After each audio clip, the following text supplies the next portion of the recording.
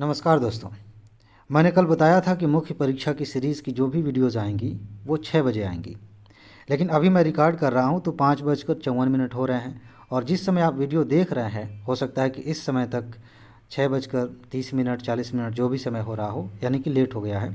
आपने इंतज़ार किया होगा, इसके लिए मैं क्षमा चाहता हूँ। आगे से मैं कोशिश करूँगा कि हर वीडियो अपने समय से ही आए, ठीक है। चलिए अब इसके बारे में बात करते हैं। देखिए, मैंने प्लेलिस्ट बना रखी है जीएस पेपर 1 2 3 4 पहले ही, और बहुत सारी वीडियोस पहले से डाली जा चुकी हैं। आप देखिए, उनमें ऐसी ऐसी वीडियोस हैं जो कि अभी 2022 के मेंस के लिए, अगले साल 2023 के मेंस के लिए भी महत्वपूर्ण है। और ये जितनी भी वीडियोस आएंगी इस सीरीज़ की उसी प्लेलिस्ट में पड़ेंगी। यानी कि आप अभी इस वीडियो को देखिए और प्लेलिस्ट में जाकर देखिए कि और कौन कौन से टॉपिक्स कवर किए जा चुके हैं, उनको भी तैयार करिए। और अगर आपके पास पीडीएफ नोट है तो जाहिर सी बात है कि पुरानी वीडियो की पीडीएफ भी आपके पास होगी और जो नई पीडीएफ आएगी वो भी मिलेगी। इसके लिए आपको कुछ नहीं करना है, बस कमेंट बॉक्स में जाइए या डिस्क्रिप्शन में जाइए, वहाँ पे एक वीडियो का लिंक मिलेगा, उसे आप देखेंगे, आपको पूरी जानकारी मिल जाएगी पीडीएफ के बारे में। ठीक है, अब हम आगे बढ़ते हैं। आज का टॉपिक है जीएस पेपर 4 से, जिसको आप सामान्य तौर पर इथिक्स कहते हैं। और इसमें एक टॉपिक है सिविल सेवा के लिए बुनियादी मूल्य। ये बड़ा इंपॉर्टेंट टॉपिक है। यहाँ से सीधे सीधे प्रश्न पूछे जाते हैं। यूपीएससी डायरेक्ट पूछ लेती है कि बताइए एक सिविल सेवक में कौन कौन से गुण होने चाहिए, कौन से मूल्य होने चाहिए। या फिर यूपीएससी आपको ऑप्शन में दे देती है कि ज़रा इनके बारे में बताइए। 3-4 चीज़ें दे दी गई हैं, क्या ये एक सिविल सेवक में होनी चाहिए और किस रूप में होनी चाहिए, आप उसकी व्याख्या करिए, क्यों ज़रूरी है ये बता दीजिए। तो ये जो टॉपिक है आपके लिए बहुत ज़्यादा इंपॉर्टेंट है यूपीएससी के लिहाज से भी, और अगर आप यूपीपीसीएस का सिलेबस देखें तो वहाँ भी सेम ऐसे ही है, इस तरह के क्वेश्चंस आते हैं। तो चलिए देखते हैं कि कौन कौन से बुनियादी मूल्य एक सिविल सेवक में होने चाहिए। अब एक सिविल सेवक को हटा दीजिए और ख़ुद को एक सिविल सेवक मान लीजिए, क्योंकि आज नहीं तो कल आप सिविल सेवक होने ही जा रहे हैं, ठीक है। और अपने अंदर देखिए कि ये गुण है कि नहीं। अगर नहीं है तो अभी से ऐसी कोशिश करिए कि आपके अंदर ये चीज़ें हों, ताकि आप एक अच्छे प्रशासक, एक अच्छे इंसान बन सकें। ओके, देखिए ये लाइन क्या लिखी गई है कि बुनियादी मूल्य से तात्पर्य ऐसे मूल्य से है जो सिविल सर्विसेज के लिए अति आवश्यक होते हैं। यानी कि एक व्यक्ति सिविल सेवा में गया है तो उसके अंदर ये क्वालिटीज़ होनी ही चाहिए। अगर ये गुण नहीं है तो वो व्यक्ति एक अच्छा प्रशासक नहीं बन पाएगा, बड़ी दिक्कतें होंगी। ऐसे लोग भ्रष्टाचारी हो जाते हैं, कुछ सालों बाद जो है सारी संपत्ति नीलाम हो जाती है, नीलाम क्या कुर्क हो जाती है, जेल में चले जाते हैं। ठीक है, मैं ये नहीं कह रहा हूँ कि जिनमें ये सारे गुण नहीं है वो भ्रष्ट हैं, मैं ये कह रहा हूँ कि इस बात की संभावना रहती है कि अगर ये क्वालिटीज़ नहीं है तो वो व्यक्ति बहक सकता है, गलत रास्ते पर जा सकता है, भ्रष्टाचार कर सकता है, क्राइम कर सकता है। ठीक है, आप इस चीज़ को देखिए। यहाँ पे एक लिस्ट है, इसके बारे में हम व्याख्या की बात करेंगे। सत्यनिष्ठा होनी चाहिए, अभी हम जानेंगे कि सत्यनिष्ठा क्या है। अलग से भी क्वेश्चन आया कि सत्यनिष्ठा की आप व्याख्या करिए, मतलब एग्जैक्ट ऐसे नहीं पूछा था यूपीएससी ने, इसके बारे में बताना था कि ये क्यों ज़रूरी है, क्या है, इस तरह का। वस्तुनिष्ठता होनी चाहिए, अभी इसके बारे में भी देखेंगे। और लोक सेवा के प्रति समर्पण भाव होना चाहिए। समानुभूति होनी चाहिए, करुणा होनी चाहिए, निष्पक्षता और गैर तरफदारी होनी चाहिए, सहिष्णुता होनी चाहिए और साहस होना चाहिए। जब मैं सिलेबस डिस्कस कर रहा था वहाँ मैंने आपको बताया था कि ये जो पॉइंट है ना, इनको आप देख लीजिए। जो बुनियादी मूल्य वाला जो टॉपिक था उसमें ये सारे शब्द, ज़्यादातर शब्द वहाँ लिखे हुए हैं। यानी कि यूपीएससी ने खुद कहा है कि आपके अंदर ये क्वालिटीज़ होनी चाहिए, और आप तैयारी कर रहे हैं तो इनके बारे में थोड़ा पढ़ लीजिए और उनके प्रभावों के बारे में सोच लीजिए, उनका असर क्या होता है, ये सब देख लीजिए। अपने अंदर यथासंभव कोशिश करिए कि ये सारी क्वालिटीज़ मतलब आपके अंदर आएँ, थोड़ी बहुत मात्रा में होनी चाहिए। अब एक एक करके हम बात करते हैं कि ये क्या है, ताकि आप अच्छे से एक्सप्लेन कर सकें जब लिखने की बारी आए। पहली बात है सत्यनिष्ठा, जिसको हम कहते हैं इंटीग्रिटी। ये इंटीग्रिटी क्या है? सत्यनिष्ठा से सामान्य तौर पे लोग मतलब ये निकाल सकते हैं, जिन्होंने नहीं पढ़ा है, कि जो आदमी सत्य बोलता है वो सत्यनिष्ठ है। ये इसका मतलब नहीं है। अभी एक एक लाइन में पढ़ रहा हूँ, आपको एग्जैक्टली क्लियर हो जाएगा कि सत्यनिष्ठा का मतलब क्या है, इंटीग्रिटी का मतलब क्या है। यहाँ लाइनें लिखी गई हैं, बड़ी प्यारी प्यारी लाइनें हैं, आपको समझ में आ जाएगा। सत्यनिष्ठा के लिए जो शब्द है वो है इंटीग्रिटी, जो कि लैटिन शब्द इंटीजर से बना है। ये आपसे नहीं पूछा जाएगा। अगर विशेष रूप से इसके बारे में पूछ लिया जाए कि सत्यनिष्ठा क्या है और एक सिविल सेवक में क्यों ज़रूरी है, तब ये लाइनें आप लिख सकते हैं। ठीक है, इसका अर्थ है किसी चीज़ से संपूर्ण रूप से जुड़े रहना, यानी कि आंतरिक सुसंगति, उससे आप अच्छे से जुड़े हुए हैं, इंटीग्रेटेड हैं, समझ रहे हैं, ये है सत्यनिष्ठा। थोड़ा और आगे बढ़ेंगे, धीरे धीरे पत्ते खुलते जाएंगे, बात समझ में आएगी। इसका तात्पर्य ये है कि किसी भी सम या विषम परिस्थिति में अपने मूल्यों, विश्वासों, नैतिकता से समझौता नहीं करना। आप अपने मूल्यों से इतने जुड़े हुए हैं कि अगर विपरीत परिस्थिति भी आई तो आप उससे टस से मस नहीं होते। ये है आपकी सत्यनिष्ठा। जैसे सिंपल सी चीज़ है, एक व्यक्ति है जो अंदर से मान के चलता है कि मुझे लोगों की सहायता करनी चाहिए। ठीक है, जो लोग निसहाय हैं, जो लाचार हैं या किसी मुसीबत में फंस गए हैं, उन्हें हेल्प की ज़रूरत है, हमें उनकी सहायता करनी चाहिए। मान लीजिए अपने आप को वहीं देख लीजिए। अब आपके सामने एक व्यक्ति है जिसको मदद की ज़रूरत है। जैसे बारिश होने लगी, एक बाज़ार में आप खड़े हैं, बारिश होने लगी, सब लोग इधर उधर भाग रहे हैं कि जल्दी जल्दी कहीं पे छुप जाएं। आपने बड़ा अच्छा कपड़ा ख़रीदा है, आज ही ख़रीदा है, आज ही पहना है, और आप कहीं पार्टी में जा रहे हैं, कहीं शादी में जा रहे हैं। अगर कपड़ा भीग गया तो हो सकता है इंप्रेशन ख़राब हो। लेकिन आप देख रहे हैं कि बाज़ार में एक व्यक्ति ऐसा है जिसके पैर नहीं है, वो जैसे घसीटते हुए अपने आप को कहीं छुपाने की कोशिश कर रहा है। आप इस बात की परवाह नहीं कर रहे हैं कि आपके कपड़े ख़राब होंगे कि क्या होगा। आप जाते हैं, उस व्यक्ति को उठाते हैं और सही जगह पे उसको ले आके छुपा देते हैं कि वो भीगे ना, उसको सर्दी ना लगे। ये आपके एक मूल्य के साथ जुड़े होने का सबूत है। इसे भी बढ़िया बढ़िया एग्जाम्पल्स है, आपने वीडियो देखे होंगे यूट्यूब पर। ऐसे धावक होते हैं, रेस चल रही है और एक रेसर जो है वो आगे चल रहा था, लेकिन किसी वजह से उसके पैर में चोट आ गई या किसी भी तरीके से जो भी हो, वो दर्द की वजह से गिर गया। कई लोगों, आप देखे होंगे कई लोगों को कि वो चाहें तो जीत सकते हैं, आगे बढ़ सकते हैं, लेकिन उनको पकड़ के अपने साथी को, ये कंपटीशन था, ये जानते हैं कि हम यहाँ रुकेंगे तो हम फेल हो जाएंगे, इसके बावजूद उसको उठा करके जैसे तैसे ले जाने की कोशिश करते हैं। और ऐसे वीडियोज़ लोगों के दिल जीत लेते हैं। ये क्या है? ये सत्यनिष्ठा है, एक चीज़ से जुड़े रहना। ये जो बात मैं समझाने की कोशिश कर रहा हूँ कि आप अपने विश्वास से, अपनी नैतिकता से जुड़े हुए हैं और उससे आप आगे पीछे हिलते नहीं। ये है सत्यनिष्ठा। बात समझ में आ गई? इसको आप अलग अलग एग्जाम्पल से और समझ सकते हैं। दूसरे शब्दों में कहें तो एक बात यहाँ लिखी है, मनसा वाचा कर्मणा। ये आपने अक्सर सुना होगा। अपने मन से, अपने ज़ुबान से, अपने कर्म से, हर तरह से आप एक हो जाते हैं। ठीक है, यानी कि सभी प्रारूपों में नैतिक मूल्यों को धारण करना सत्यनिष्ठा है। अब ये मज़ेदार बात है, इसको भी समझ लीजिए। मैंने जो एग्जाम्पल दिया है, हो सकता है कि आप उससे किसी एक पक्ष को ही समझें, यहाँ से दूसरा पक्ष निकल के आएगा। कई लोगों को आपने देखा होगा कि वो कहते हैं कि अरे भ्रष्टाचार करना अच्छी बात नहीं है, बड़े लोग ये हैं वो हैं, उल्टे सीधे शब्द का इस्तेमाल करके लोग कहेंगे।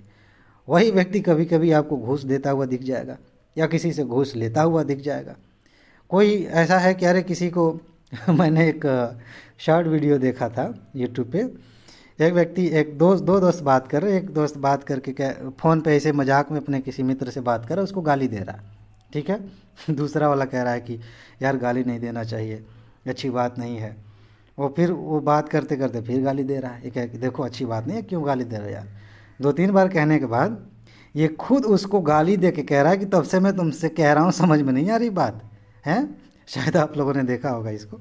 ये क्या है? हम जो कह रहे हैं, जो कर रहे हैं, जो सोच रहे हैं, उसके बीच में अंतर है। ज़्यादातर लोगों के बीच में ऐसा आप देखेंगे कि अंतर है। लेकिन जो व्यक्ति सत्यनिष्ठ है, वो जो कहेगा, जो सोचेगा, जो करेगा, उसमें एक समानता दिखेगी। अगर कोई व्यक्ति कह रहा है कि मैं घूस नहीं लूँगा, वो सोच भी रहा है, वो कह भी रहा है, वो कर भी रहा है, मतलब वो सत्यनिष्ठ है। समझ रहे हैं? इंटीग्रेटेड है, इंटीग्रिटी है उसके अंदर। ओके। एक सिविल सेवक से अपेक्षा की जाती है कि प्रत्येक परिस्थिति में अपने संवैधानिक मूल्य या सिविल सेवा के नीति शास्त्र का पालन करें। ऐसा नहीं कि मौका मिल गया तो फिलहाल कोई देख नहीं रहा है तो हम कुछ गलत कर लें, और अगर संभावना है पकड़े जाने की तो अच्छे बने रहें। ऐसा नहीं होना चाहिए। वो व्यक्ति सत्यनिष्ठ नहीं है। ठीक है ना? इस चीज़ को आप ध्यान में रखेंगे। दूसरा गुण देखते हैं। ये अपने आप में हर एक क्वालिटी बहुत बहुत ही मूल्यवान है, बहुत महत्वपूर्ण है। ये चीज़ें सिर्फ एक सिविल सेवक के लिए नहीं, एक अच्छी ज़िंदगी जीने के लिए भी, एक अच्छा इंसान बनने के लिए भी ज़रूरी है। ठीक है। इसके बाद है दूसरा, वस्तुनिष्ठता, जिसको हम कहते हैं ऑब्जेक्टिविटी। ये क्या है, ज़रा समझिए इसको। वस्तुनिष्ठता से तात्पर्य है तथ्यों अर्थात साक्ष्यों के साथ जुड़े रहना। यानी कि जो तथ्य है उसको देख कर के हम कोई बात सोचेंगे, कोई निर्णय लेंगे। ऐसा नहीं कि किसी भी बहकाव में आ जाएं या अपने ही मन के, अपने ही ख्यालों में बहते हुए कोई फैसला ले लें।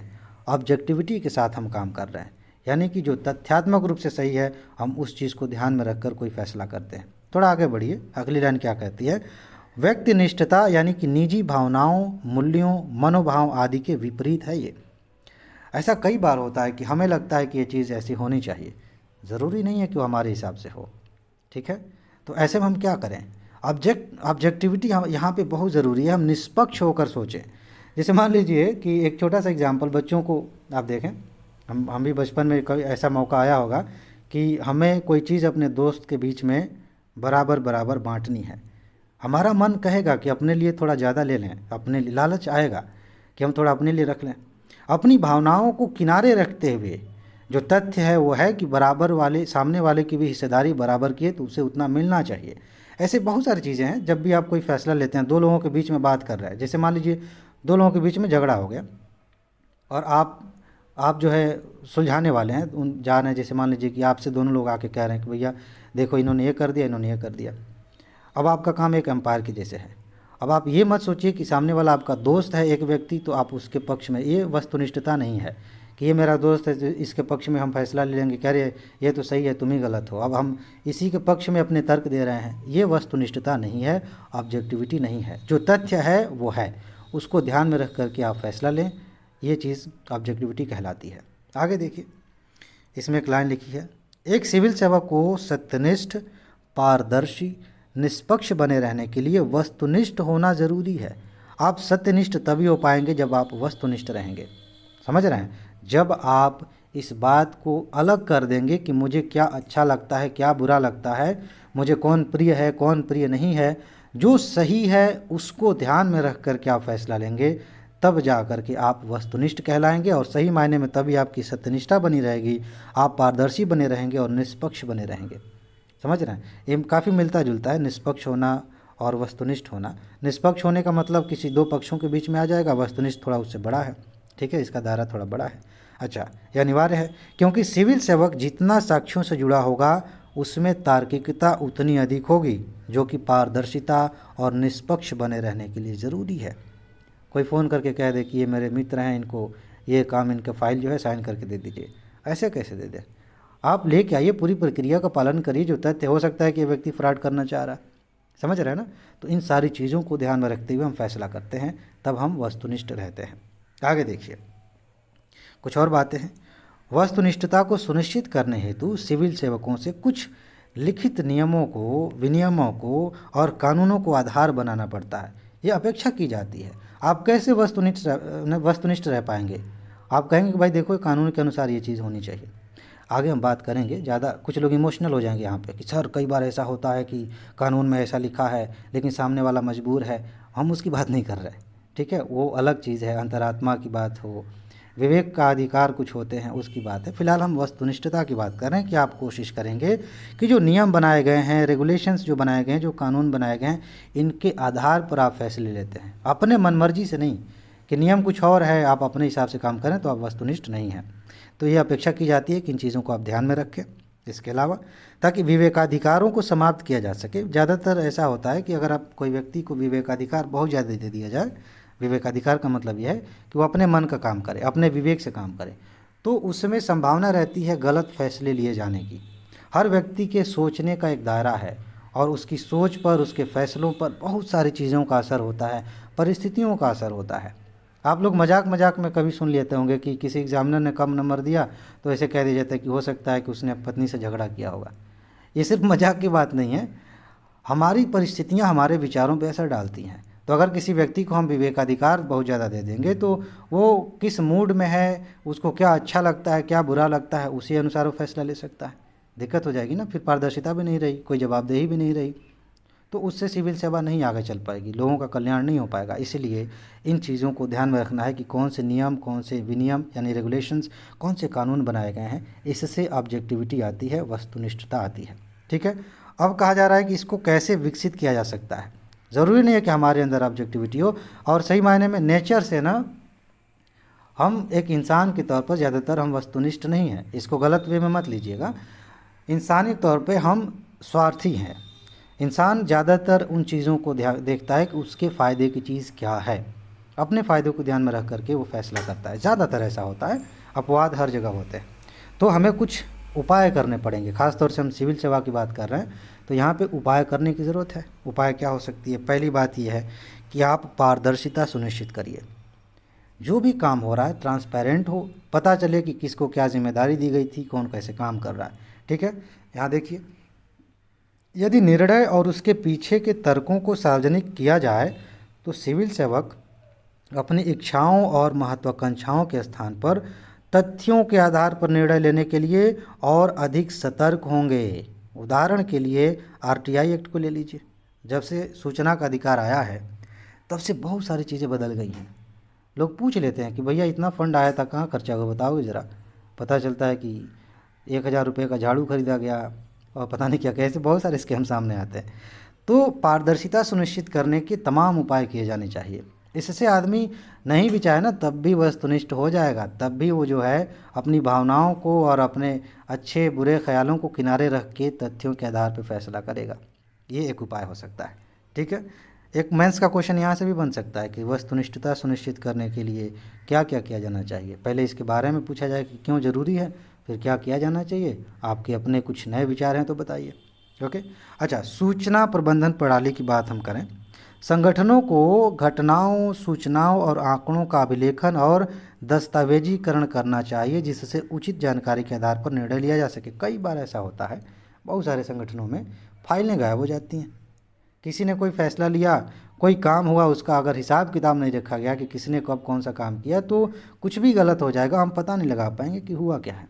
किसी ने कुछ गड़बड़ कर दिया, पता चला कि किसी और को सज़ा मिल रही है, किसी और को कुछ कहा जा रहा है। तो जो भी घटनाएं हो रही हैं, जो भी काम किए जा रहे हैं, उनका बाकायदा अभिलेखन होना चाहिए, उनके आंकड़े इकट्ठे होने चाहिए, फाइल बननी चाहिए।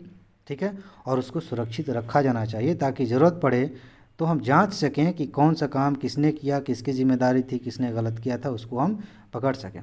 ठीक, और इससे होगा क्या, जब हमें पता है कि ये सारी चीज़ें हमसे पूछी जाएंगी तो कोई व्यक्ति अगर गलत करने का सोचेगा भी ना तो उसके दिमाग में आएगा कि पकड़ा जाएंगे, तो उसकी वजह से वो आदमी गलत नहीं करेगा। हमारे यहाँ ज़्यादातर लोग ईमानदार सिर्फ इसलिए हैं क्योंकि वो पकड़े जाने के डर में है। अगर छोड़ दिया ना, पकड़े जाने का डर ना रहे तो आज एक के दिन में बहुत सारे लोग बेईमान हो जाएंगे, एक दिन के अंदर। अच्छी बात है, ये व्यवस्था की जानी चाहिए। आगे देखिए, एक और गुण है लोक सेवा के प्रति समर्पण भाव। ठीक है, आप सिविल सेवक बन गए। अब देखिए शब्द कितना मतलब इसके कितने मायने हैं। सिविल सेवक, आप सेवक हैं, जनता की सेवा करने जा रहे हैं।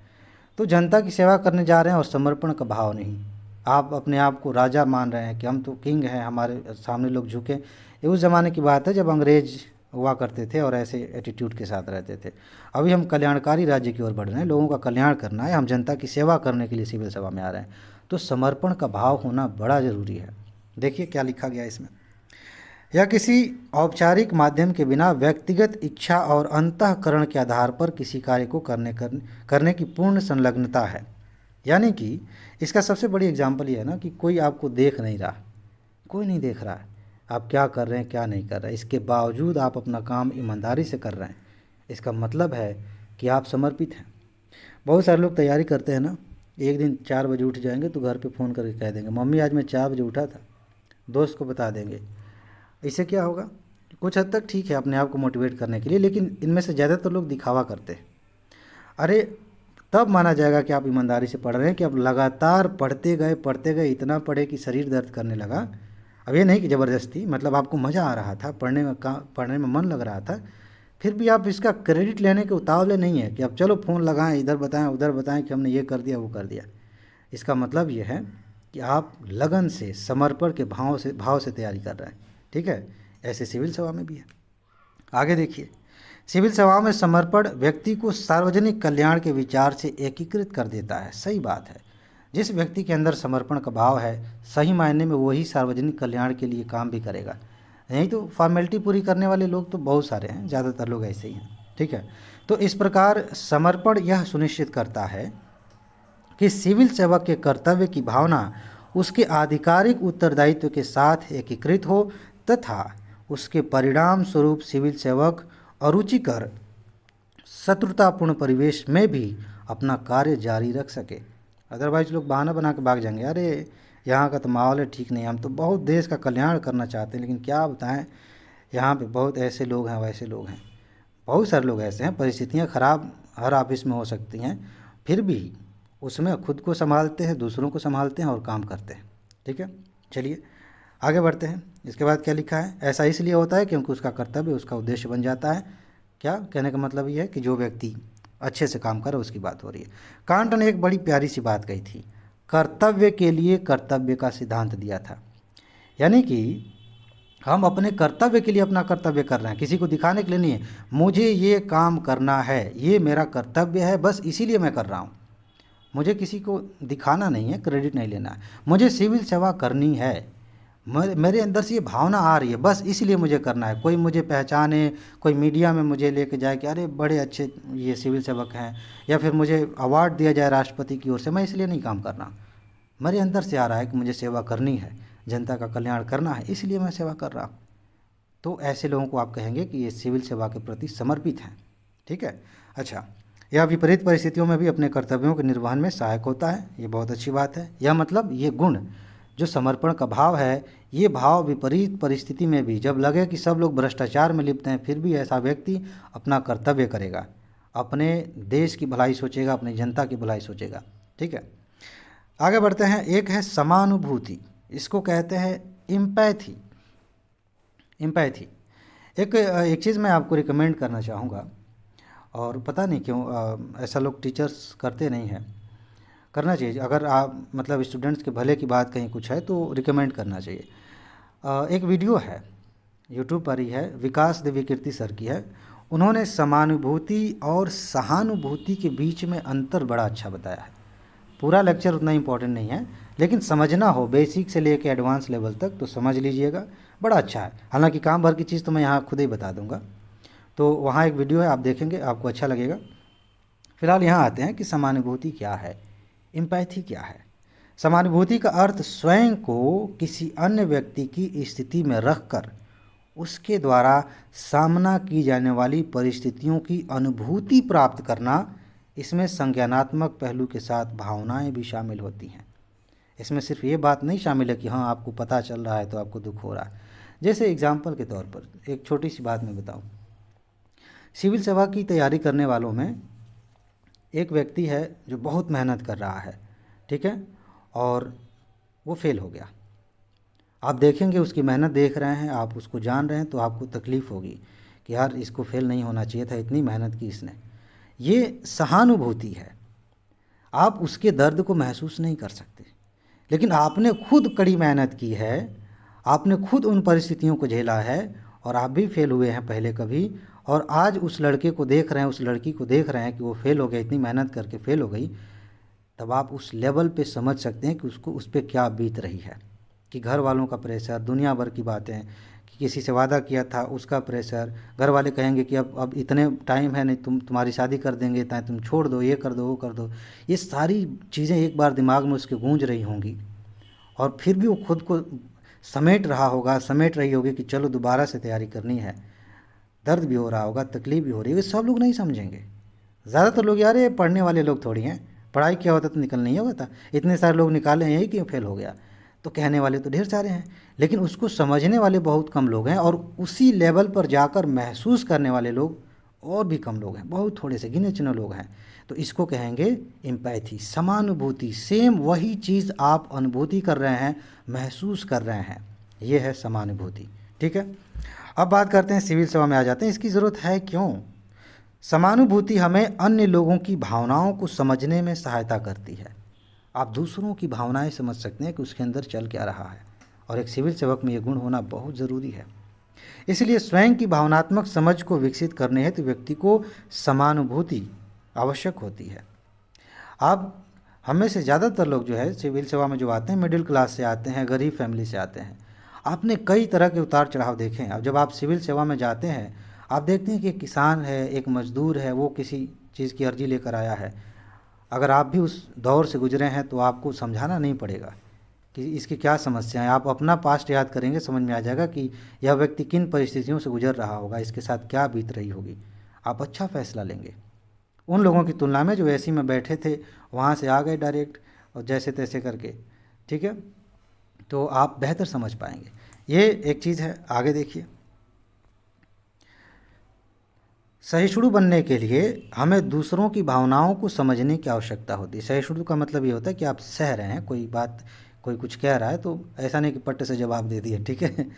सह रहे हैं, समझ रहे हैं। सहिष्णुता का मतलब कई तरह से होता है। एक तो ये होता है कि कोई हमें परेशान कर रहा है तब हम उसे सह रहे हैं। एक ये भी है कि भाई आप कोई व्यक्ति अपनी बात कह रहा है, कोई व्यक्ति कोई हरकत कर रहा है और हम धैर्य के साथ पहले समझने की कोशिश कर रहे हैं कि ये चल क्या रहा है। बाद में हम सोचेंगे, बाद में फैसला करेंगे कि हमारा निर्णय क्या होगा, पहले पूरी बात तो समझ लें। तो उस दौरान बने रहना सहिष्णुता की निशानी है, ठीक है ना। तो उसमें भी ये सहायता करता है। ये कब हो पाएगा, सहिष्णु होना कब हो पाएगा, जब आप सामने वाले की भावनाएं समझ पाएंगे। कई बार ऐसा होता है ना कि कुछ लोग आप बड़े उत्सुक होते हैं, उनको कोई उनकी कोई कहानी है, उनकी लाइफ की बड़ी मस्त कहानी है और वो कोई भी मौका मिलता है ना तो वो अक्सर सुनाते हैं। और ख़ास तौर से आप देखेंगे जो हमसे बड़े बुजुर्ग हैं ना, उनकी लाइफ में कोई घटना घटी होगी तो वो भूल जाते हैं कि एक ही व्यक्ति को हम 5 बार ये बात सुना चुके हैं अलग अलग टाइम पे, फिर भी वो उतने ही उत्साह से, उतने ही नवीनता के साथ, उतनी ताजगी के साथ आपको फिर से बताते हैं कि अरे हमारे साथ ये हुआ था, हम तो जवान थे तो ये किए थे, ऐसा ऐसा हुआ था, ठीक है। तो अगर आपने खुद ऐसा कभी किया हो या आप इस बात को समझते हैं, समानुभूति आपके साथ भी ऐसा होता है कि हाँ हम भी कभी कभी ओवरफ्लो में बातें करने लगते हैं कि सामने वाला सुन रहा है तो बड़ा मज़ा आ रहा है, खूब बता दें खूब बता दें, तो आप उस व्यक्ति को धैर्य से सुनेंगे, वहाँ भी सहिष्णुता आती है काम, ठीक है। और सहिष्णुता कब आएगी, जब आप उस व्यक्ति की भावनाओं को समझेंगे। अदरवाइज ये लगेगा कि यार एक के बतिया 50 बार सुन चुके हैं, बस करो मत बताओ हमको, सुन चुके हैं। सामने वाले व्यक्ति को बुरा भी लगेगा, ठीक है। और आपने कोई स्मार्ट काम भी नहीं किया। लेकिन अगर आपके अंदर समानुभूति है तो आप धैर्य से समझेंगे कि सामने वाला व्यक्ति खुशी एक्सप्रेस कर रहा है, सुन लेते हैं क्या जाता है, ठीक है। और ऐसे एक्ट करेंगे आप कि हाँ पहली बार सुने, वाह मज़ा आ गया, क्या बात थी। आपको अंदर से पता है कि आप 5 बार सुन चुके हैं, लेकिन फिर भी आप अंदर से ऐसे दिखाने की कोशिश करते हैं। सामने वाले ने सेम जोक आपको सुनाया है, फिर भी आप ऐसे दिखा रहे हैं कि हाँ हाँ ठीक है, बहुत अच्छा है, मज़ा आ गया, खूब ठहाके लगा के हंस रहे हैं। आपने उसको पता नहीं चलने दिया कि आपको पहले से पता था। तो ये आपके इमोशनल इंटेलिजेंस को भी बताता है, इसके बारे में मैंने बताया है। समानुभूति को भी दिखाता है कि आप सामने वाले की भावनाओं को समझ रहे हैं। ओके, आगे चलिए। देखिए लेट हो गया था, फिर भी मैं प्यार से रिकॉर्ड कर रहा हूँ। मैं नहीं चाह रहा था कि लेट होने के कारण कंप्रोमाइज़ कर लिया जाए टॉपिक को, ठीक है। इसको आराम से करेंगे। क्या होता है, 6 बजे की वीडियो थी, 6 बज के 21 मिनट हो गए हैं। अब देखते हैं कुछ टॉपिक्स और बचे इसी में, मतलब कुछ और क्वालिटीज़ बची हैं, लेकिन अच्छे से कवर करेंगे ताकि आपका ये जो टॉपिक है अच्छे से समझ में आ जाए, तैयार हो जाए। अच्छा, समावेशी विकास की ओर अग्रसर करने के लिए समानुभूतिपूर्ण सिविल सेवक वर्तमान समय की आवश्यकता है। इसका क्या मतलब है? समावेशी विकास का मतलब है कि हर किसी को विकास की धारा में लेकर आया जाए। अभी भारत में इतनी सारी रिपोर्ट्स आ रही हैं, आप देखिए कि बहुत सारे लोग ऐसे हैं जो गरीबी में और नीचे चले जा रहे हैं, और कुछ गिने चुने लोग हैं जिनके पास अकूत संपत्ति है, लगातार पैसा बढ़ता ही जा रहा है, बढ़ता ही जा रहा है। ये समावेशी विकास नहीं है, ये विषमता की खाई है और बढ़ती जा रही है। लेकिन सिविल सेवा का काम ही क्या है? असली काम है जनता का कल्याण करना। जो व्यक्ति समाज में नीचे तबके में है उसको ऊपर लेके आना, तब जाके समावेशी विकास होगा। विकास की धारा में हर कोई अपनी हिस्सेदारी ले पाएगा। और ये कब होगा? जब आप समानुभूति से परिपूर्ण होंगे, आपके अंदर ये भावना होगी कि एक व्यक्ति जो खाने पीने के उसके जो है पैसे नहीं हैं, जैसे तैसे घर की गृहस्थी चला रहा है, उसके बारे में आप सोचेंगे, उसकी भावनाओं को समझेंगे। बहुत सारी चीज़ें हैं, चाहे वो महिलाएं हों, बच्चियां हों, बूढ़े हों, बीमार लोग हों, सबके बारे में आप सोचेंगे। तभी तो उनके लिए कल्याण की बात करेंगे, उनके लिए योजनाएं लागू करेंगे और उनको समाज की मुख्य धारा में लेके आएंगे, ठीक है। यहाँ पे जो बातें होती हैं ज़्यादातर ऐसे महिलाओं बच्चे कहते कहते हम जनजातियों की बात नहीं करते, अल्पसंख्यकों की बात नहीं करते। इनको भी लेके आना है मुख्य धारा में। ये तब होगा जब हम उनकी भावनाओं को समझने की कोशिश करेंगे, और यही क्वालिटी कहलाती है। क्या कहलाती है? समानुभूति, एम्पैथी। अच्छा, कैसे विकसित किया जा सकता है इसको? देखो, समानुभूति ज़्यादातर विकसित तो वैसे नॉर्मली हो ही जाता है, नेचर होता है हमारा, लेकिन कुछ और तरीके अपनाए जा सकते हैं जिससे आप दूसरों की भावनाओं को समझ सकते हैं। जैसे कि संवेदनशीलता का प्रशिक्षण, जैसे नाट्य कला। आप मूवी देखते हैं और किसी कैरेक्टर के साथ कोई घटना होती है, आप इमोशनल हो जाते हैं। कोई व्यक्ति खुश होता है, आप खुश हो जाते हैं, क्योंकि आपने कहीं न कहीं अपने आप को उसी की जगह पर रख कर देख लिया। उसकी खुशी आपकी खुशी बन गई, उसका दुख आपका दुख बन गया। तो इन सब चीज़ों से हमारे अंदर जो है ये भावना आती है। स्कूल में हर तरह के कल्चरल प्रोग्राम्स कराए जाते हैं, नाटक कराया जाता है। इन सब का मकसद यही होता है, खेल कराए जाते हैं ताकि बच्चे भावनाओं को समझें, हर तरह से उनका विकास हो। तो एक चीज़ ये है, इससे जो है ये कला विकसित होगी। आप जब वो हो जाएंगे, सेलेक्ट हो जाएंगे, ट्रेनिंग के दौरान भी अब देखिए कितने कल्चरल प्रोग्राम्स होते हैं, उसमें ये भी शामिल है। ट्रेनिंग में वो बस इसलिए नहीं है कि आप मज़े करिए, एंजॉय करने के लिए। उसका मकसद भी ये है कि आप पढ़ाई तो कर लिए हैं, क्या आपके अंदर कुछ भावनाएं हैं भी, कि ऐसे ही है, इंसान है तो भावनाएं तो होनी चाहिए ना। चलो अच्छा, जब विभिन्न वर्गों के सदस्य खुले परिवेश होना चाहिए, परस्पर संवाद करते हैं तो पूर्वाग्रह समाप्त हो जाता है और इससे समानुभूति विकसित होती है। हमारे यहाँ क्या है, अभी देखिए हिंदू और मुसलमानों के बीच में ज़्यादातर पॉलिटिकल पार्टीज़ झगड़ा लगा के किसी भी तरह से करके अपने वोट बैंक की राजनीति करती हैं। क्या किसी भी बड़े दल ने ये कोशिश की कि इनके बीच में और भाईचारा बढ़ाया जाए और एक दूसरे को समझने पे जोर दिया जाए, एक दूसरे के रिस्पेक्ट करना सिखाई जाए? नहीं करते हैं। मैं दूसरे एंगल पे चला जाऊंगा, ज़्यादा डिस्कस करूंगा। तो कहने का मतलब ये है कि अगर जैसे इसी को एग्जाम्पल लें, अगर हिंदू और मुस्लिम दो संप्रदायों के लोग, धर्मों के लोग आपस में मिलें, बातचीत करें, साथ में उठे बैठे खाए पिए, त्यौहार में एक दूसरे को बधाइयाँ दें, तो धीरे धीरे ये समझ जाएंगे कि यार हम भी तो वही हैं, कोई अंतर नहीं है, हम भी इंसान हैं, वो भी इंसान है, हमें भी खुशी होती है, दुख होता है, उन्हें भी खुशी होती है, दुख होता है, सब कुछ तो वही है। लेकिन नहीं, जितना इनको आप दूर रखेंगे उतना ही इनके दिमाग में कोई भी पूर्वाग्रह बैठाना आसान हो जाएगा, इनको लड़ाना आसान हो जाएगा। ये चीज़ बड़ी ख़तरनाक चीज़ है। तो कहने का मतलब ये है कि अगर पूर्वाग्रह को कम कर दिया जाए, एक दूसरे से परस्पर बातचीत की जाए, तो क्या होता है कि समानुभूति के गुण विकसित होने लगते हैं। हम समझने लगते हैं कि यार सामने वाला व्यक्ति भी वही है। टोपी लगा लेने से, दाढ़ी बढ़ा लेने से, मूंछ रख लेने से, केसरिया पहन लेने से कोई अलग नहीं हो जाता, हम सब एक हैं। ये समानुभूति की एक झलक है जब ये आपके अंदर ये ख्याल आए। हालांकि हम सिविल सेवा की तैयारी कर रहे हैं, हम सब से ये उम्मीद की जाती है, कम से कम सिविल सेवा की तैयारी करने वाले जो स्टूडेंट्स हैं, जो दोस्त हैं, उनके अंदर ये चीज़ होनी चाहिए कि जाति धर्म संप्रदाय के नाम पे उनके अंदर कोई विभेद नहीं होना चाहिए। ये एक बौद्धिक व्यक्ति की, एक शिक्षित व्यक्ति की एक असली पहचान है कि वो जाति धर्म संप्रदाय लिंग इन सब चीज़ों से ऊपर हो। ये पहचान, अगर आपके अंदर ये चीज़ नहीं है तो अपने आप से कहिए कि अभी आपको और पढ़ने की ज़रूरत है और आगे बढ़ने की ज़रूरत है। समझ रहे हैं ना, किसी ने आपके दिमाग में गलत चीज़ डाल दी है। चलिए आगे बढ़ते हैं, ये प्रवचन की क्लास नहीं है, समझदार लोग थोड़े से भी समझ जाते हैं। हम समानुभूति की बात कर रहे हैं। अच्छा, सर्वधर्म समभाव का विचार समानुभूति विकसित करता है, वही बात मैं कह रहा था। सभी धर्मों में समानता का विचार लाया जाए तो समानुभूति आएगी। ओके, अच्छे व्यक्तित्व को रोल मॉडल बनाना। जो व्यक्ति अच्छे हैं, जैसे मान लीजिए अब हम स्वतंत्रता सेनानियों की बात करें, गांधी जी का एग्जाम्पल लीजिए, अम्बेडकर साहब का एग्जाम्पल लीजिए, कलाम साहब का एग्जाम्पल लीजिए, अबुल कलाम। तो ऐसे लोग रहे हैं, उन्हें आप रोल मॉडल के तौर पे पेश करें तो उनके गुण हमारे बच्चे, इस जनरेशन के बच्चे, चाहे आने वाले समय के बच्चे सीखेंगे। और वर्तमान समय में भी बहुत सारे लोग हैं, ऐसा नहीं है कि पुराने समय के ही, वर्तमान समय में भी बहुत सारे लोग हैं जिनके अंदर बहुत सारी क्वालिटीज़ हैं, उन्हें हम रोल मॉडल बनाएं, उनसे हम सीख सकते हैं, इससे भी समानुभूति विकसित होती है। चलिए आगे बढ़ते हैं। करुणा का भाव है, कंपैशन जिसको बोलते हैं। क्या है ये? समानुभूति से एक कदम आगे है करुणा। समझ रहे हैं? अभी जो भी डिस्कशन हमने किया समानुभूति की, उससे एक कदम आगे बढ़ेंगे तब आप करुणामयी हो जाएंगे। ईश्वर के बारे में बात होती है, चाहे आप किसी भी धर्म के ईश्वर की बात करिए, अल्लाह की बात करिए, राम की बात करिए, कहा जाता है कि ईश्वर करुणामयी है, उनके अंदर करुणा है। एक सिविल सेवक में भी होनी चाहिए। ये क्या है भाई? करुणा न केवल दूसरों की समस्याओं को समझने का प्रयास है, बल्कि उन्हें कम करने की सक्रिय इच्छा भी है। सक्रिय इच्छा भी है। हम जान गए कि आपको दुख है, ये सहानुभूति हो सकती है। जान गए हमें भी दुख हो गया, और ये सहानुभूति हो सकती है, समानुभूति हो सकती है।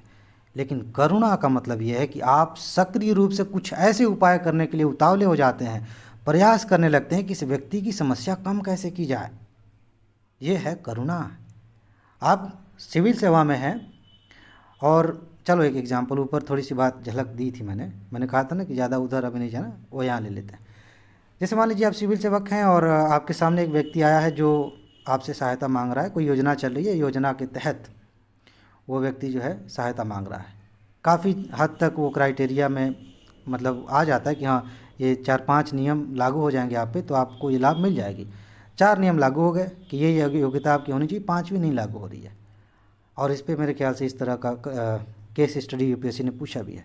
अब ये लागू नहीं हो रही उस पर, आपको अंदर से पता है कि ये व्यक्ति वाकई इस लायक है कि इसे उस योजना का लाभ मिलना चाहिए, लेकिन नियमों के अनुसार आप नहीं कर सकते। आपको दुख हो सकता है, आप महसूस कर सकते हैं ओह इस व्यक्ति की समस्या है, मैं कर नहीं सकता। यहाँ तक अगर है तो आप समानुभूति दिखा रहे हैं, सहानुभूति दिखा रहे हैं। लेकिन अगर आप इससे आगे चलकर ये सोचें कि इसके लिए मुझे कुछ करना चाहिए, ये नियम के अनुसार नहीं हो रहा है, मैं अपने ऊपर के अधिकारियों से बात करूँगा, सरकार के नियम देखूँगा कि क्या कोई ऐसा भी उपाय है कि इस व्यक्ति को लाभ मिल सकता है। आप हर तरह से उसकी समस्या कम करने की कोशिश करने में लग गए। ये करुणा है, ये कंपैशन है, कमाल की चीज़ है। अदरवाइज़ फॉर्मेलिटी पूरी करने वाले लोग तो हैं ही, बहुत सारे लोग हैं। तो ये चीज़ है। अच्छा, सरकारी योजनाओं को जन जन तक पहुंचाने के लिए यह बेहद बुनियादी मूल्य है, यही चीज़ मैं समझाने की कोशिश कर रहा था। ठीक, आगे देखिए, एक और क्वालिटी है निष्पक्षता और गैर तरफदारी। ये क्या है? ऊपर इसकी झलक मिली होगी, सत्यनिष्ठा के आसपास मैं बात कर रहा था शायद, लेकिन यहाँ तो सीधे सीधे है। निष्पक्षता और गैर तरफदारी का सीधा सा मतलब है कि आप किसी एक पक्ष की ओर झुक करके फैसला नहीं लेंगे कि जो है 2 लोगों के लिए सीटें हैं नियुक्ति की और आप दो रिश्तेदार दावा कर रहे हैं और 2 लोग योग्य लोग दावा कर रहे हैं, तो क्या करेंगे आप? अपने रिश्तेदारों को कह देंगे ठीक है? नहीं। हालांकि बहुत सारे लोगों के अगर पूछें तो मन में कुछ और होगा, अंदर कुछ और होगा, तो ये चेक करने का उपाय है वही इंटीग्रिटी। लेकिन हम यहाँ बात करते हैं निष्पक्ष रहिए, गैर तरफदारी करिए, किसी की तरफदारी करने की ज़रूरत नहीं है, आप अपना कर्तव्य निर्वहन करिए। एक मिनट, सॉरी। हाँ, तो ये चीज़ मैं कह रहा था, इसको पढ़ देता हूँ मैं। एक सिविल सेवक से अपेक्षा की जाती है कि वह राग द्वेष पूर्वाग्रह से मुक्त होकर कार्य करें। एक सिविल सेवक निष्पक्ष तभी हो सकता है जब उसमें वस्तुनिष्ठता, समानुभूति, सत्यनिष्ठा जैसे गुण हो। अभी हमने ऊपर की बात की है। अगर कोई व्यक्ति वस्तुनिष्ठ नहीं है, अगर वो उसके अंदर सहानुभूति नहीं है, समानुभूति नहीं है, निष्ठा नहीं है, वो निष्पक्ष कैसे होगा? किसी न किसी पक्ष में वो झुक जाएगा, किसी न किसी की तरफदारी कर लेगा। समझ रहे हैं? तो ये गुण होने चाहिए। ठीक है, बाकी इसका मतलब तो शब्द से भी समझ में आ रहा है कि किसी पक्ष में नहीं जाना। ठीक है, अच्छा। तथा सिविल सेवक से यह भी अपेक्षा की जाती है कि वह राजनीतिक पार्टी विशेष के पक्ष में या विरोध में कार्य न करें। हमें से ज़्यादातर लोग जो है ऐसे हैं। कुछ लोग मजबूरी में हैं, अगर मजबूरी में भी हैं, वो कह दें कि मैं मजबूरी में किसी पार्टी के उसमें हूँ, तो इसका सीधा सा मतलब है कि उनके अंदर सत्यनिष्ठा नहीं है, वो अपने मूल्यों से समझौता कर रहे हैं।